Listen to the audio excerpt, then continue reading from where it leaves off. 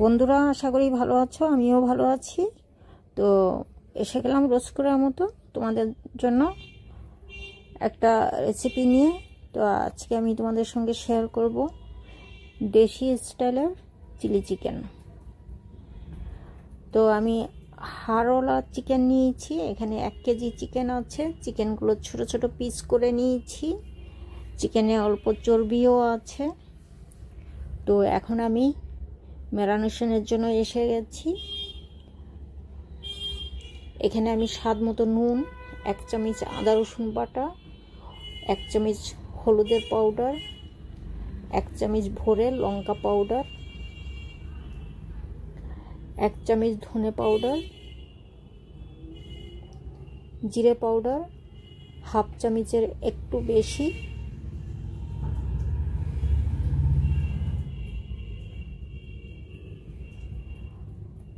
আর 1 চামচ ভাজা গরম মশলা পাউডার,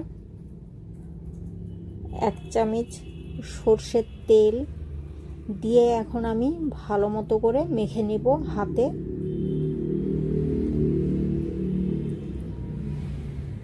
ভিডিওটা স্কিপ না করে সম্পূর্ণ ভিডিওটা দেখতে থাকো। আশা করি তোমাদের একটু হলেও উপকারে লাগবে। তো এটা আমার ছোট একটা রিকোয়েস্ট থাকলো সবার জন্য, যে ভিডিওটা স্কিপ করবে না।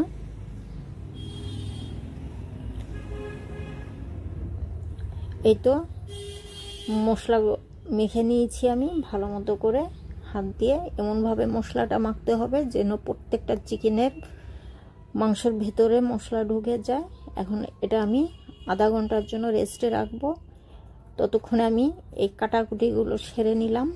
এখানে গাজর, পেঁয়াজ 2 রকমভাবে কেটেছি, ক্যাপসিকাম, স্প্রিংগেল অনিয়ন, কাঁচা লঙ্কা, রসুনটা একটু বেশিই লাগবে। চাইনিজ রান্নাতে একটু বেশি রসুন লাগে। এখন আমি চিকেনগুলো ফ্রাই করে নিব। তো আধা ঘন্টা আমার হয়ে গেছে, বলেছিলাম আধা ঘন্টা রেস্টে রাখবো। আমার হয়ে গেছে। ততক্ষণ আমি কাটাকুটি কাজটা করে নিয়েছিলাম। সর্ষের তেলে ভেজে নিব আমি।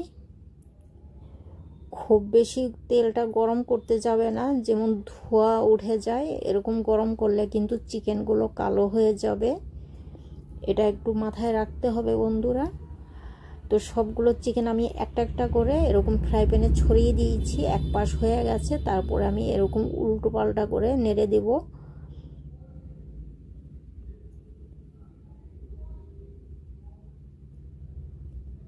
এরকম ছোট ছোট করে পিস করে হাড়ওয়ালা চিকেনগুলো যদি চিলি চিকেন বানিয়ে করা যায়, তো যারা একটু হাড় খেতে পছন্দ করো, ঝাল খেতে পছন্দ করো, খুবই মজাদার হয়। এইভাবে যদি আমরা চিলি চিকেন বানিয়ে খাই।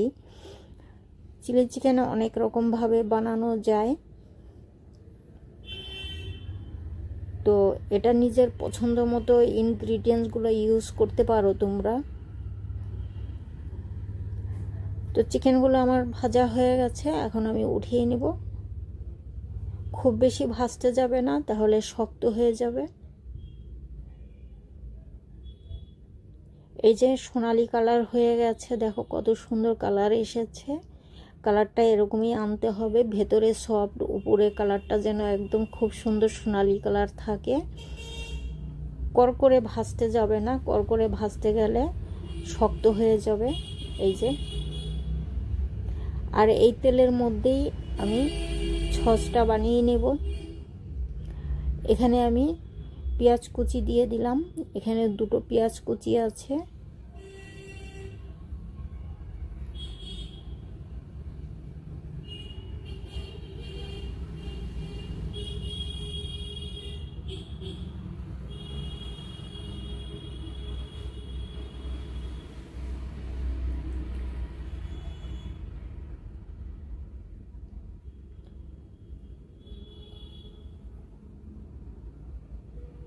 তো এই পেঁয়াজ খুব বেশি লাল করব না, হালকা গোল্ডেন কালার হতেই আমি যা যা মশলা দেওয়ার দিয়ে দিব।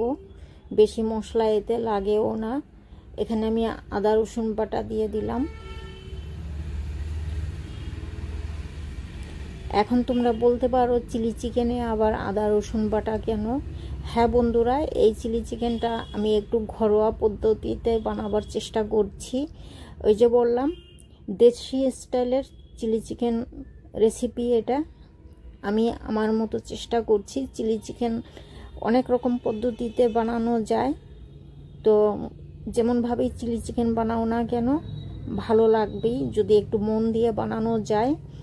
এখানে আমি দিলাম এটা হাফ কাপ ভিনিগার, আর যে মশলাটা দিলাম এখানে হাফ চামচ ধনের গুঁড়ো, হাফ চামচ লঙ্কার গুঁড়ো, হাফ চামচের কম জিরের গুঁড়ো, হাফ চামচ হলুদের গুঁড়ো দিয়ে নেড়ে চেড়ে আমি এটা জল দিয়ে কষাবো না, এটা আমি ভিনিগার দিয়ে কষিয়েছি। আর এখন যেটা দিলাম এটা 2 চামচ শেজওয়ান সস নিয়েছি, এটা দিয়ে আমি কষিয়ে নিচ্ছি।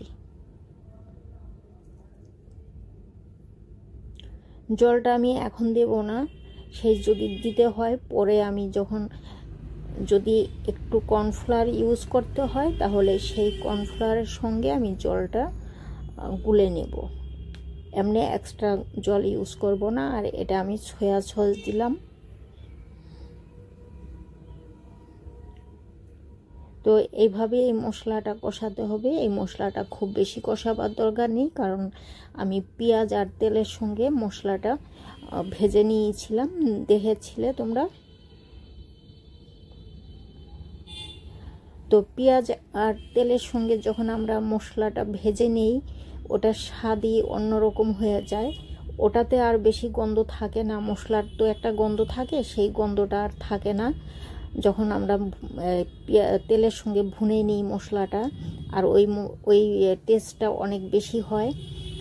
তো যাই হোক, মশলা আমার কষানো তো হয়ে গেছে। কষাবার পর ভেজে রাখা চিকেনগুলো আমি অ্যাড করে দিয়েছি। এখন এই যে মশলার সঙ্গে আমি চিকেনগুলো ভালো মতো করে আরেকবার কষিয়ে নিলাম। নেওয়ার পর এটা আমি কর্নফ্লাওয়ার, এখানে 2 চামচ কর্নফ্লাওয়ার আমি ইউজ করেছি।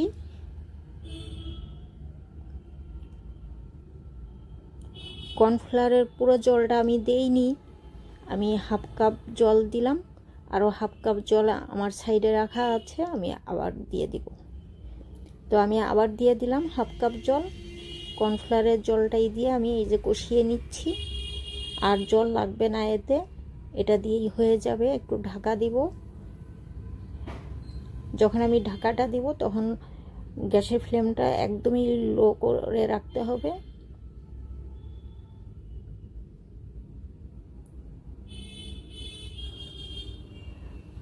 তো এটা আমি সাইডে নামিয়ে রাখলাম ঢেকে, পরে আবার দিতে হবে। তার আগে আমি এখানে যে সবজিগুলো ইউজ করব, সবজি আমি বেশি ইউজ করব না এই চিলি চিকেনে, যতটুকুই ইউজ করব এটা আমি ফ্রাই করে নিচ্ছি। আর সবজিটা আমি কিভাবে ফ্রাই করছি এটা তোমরা একটু দেখে নাও। শুরুতেই আমি এটা রসুন চপ ইউজ করেছি, আর এখন ইউজ করছি কিছু রাফলি চপ করে রেখেছিলাম পেঁয়াজ। এই পেঁয়াজগুলো আমি একটু রসুনের সঙ্গে ভেজে নিচ্ছি। এখানে 2টো পেঁয়াজ আছে মিডিয়াম সাইজ, এটা হালকা করে একটু ভেজে নিব, লাল করব না। আর এখানে অর্ধেকটা ক্যাপসিকাম আছে। ক্যাপসিকাম আর পেঁয়াজের পরিমাণ তোমরা কম বেশি করতে পারো যদি তোমরা পছন্দ করো ক্যাপসিকাম খেতে। ক্যাপসিকাম টমেটোও দিতে পারো তোমরা, তো আমি এখানে টমেটো ইউজ করব না। আর এই দিনে তো স্প্রিংগেল অনিয়ন পাওয়া যায় না, যদি ওই যে ছোট ছোট পাওয়া যায় যেটা, ওটা যদি দিতে চাও দিতে পারো। আমিও একটু এখানে ইউজ করব শেষের দিকে। তো এখন আমি যেটা দিলাম এটা ধনেপাতা না, সরি, এটা কাঁচা লঙ্কা ছিল।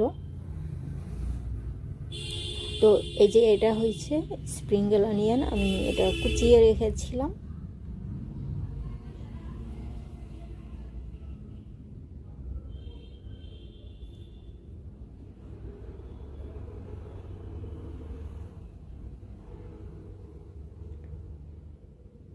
নুন দিয়ে দিলাম স্বাদ মতো।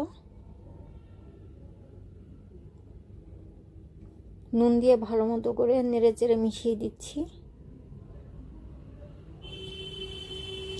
আর বেশি ভাজবো না, বেশি ভাজলে আবার এই গ্রিন কালারটা আর পাওয়া যাবে না। এই তো আমি আবার সাইডে রাখা ছিল, আমি আবার এটা উনুনে দিয়ে দিলাম চিকেনটাকে। তো এটার উপরে সবজিগুলো ছড়িয়ে দিচ্ছি, ভাজা সবজিগুলো।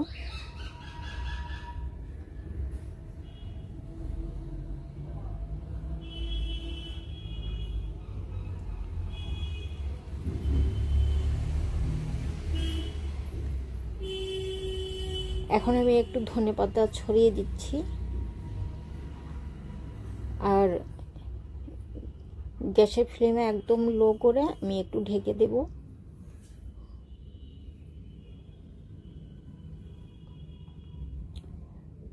না না, এটা ঘি না, এটা এই যে আমি চিকেন ফ্রাই করেছিলাম, তেলটা আমি অল্প সাইডে করে রেখেছিলাম, ওই তেলটাও উপরে একটু ছড়িয়ে দিলাম।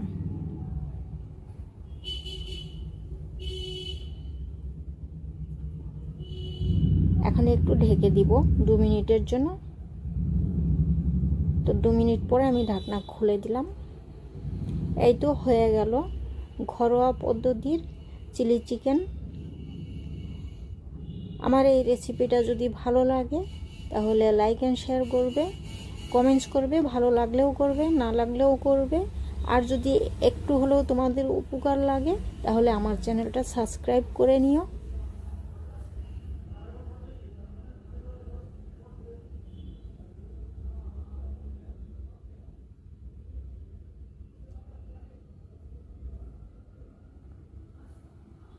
তো আজকের মতো এখানেই, আবার দেখা হবে নতুন ভিডিও নিয়ে। ভালো থেকো, সুস্থ থেকো, আর এরকম ভালো ভালো রেসিপি ফ্যামিলিকে খাওয়াবে, নিজেও খাবে, আর নিজের খেয়াল রাখবে। আজকের মতো এখানেই।